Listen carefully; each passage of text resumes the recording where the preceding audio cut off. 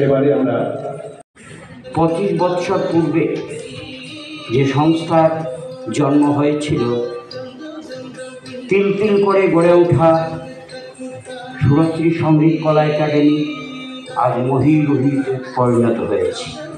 এই রজত জয়ন্তী বর্ষে আপনাদের এই যে সঙ্গীত নৃত্য কলা যা সাংস্কৃতিক আন্দোলনের পটভূমি তৈরি হয়েছে, এখানে নাচ গান থেকে শুরু করে তবলা সব কিছু শেখানো হয় এবং আমরা চাই সমাজ গঠনে সাংস্কৃতিক আন্দোলন একটা ব্যতিক্রমী ভূমিকা পালন করে।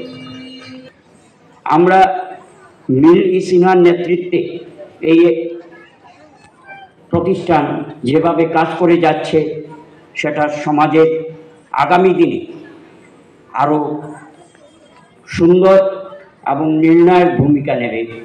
আমরা আপনাদের পাশে থাকব এই অঙ্গীকার করেই আমি আমার সংক্ষিপ্ত বক্তব্য এখানে শেষ করলাম। ধন্যবাদ।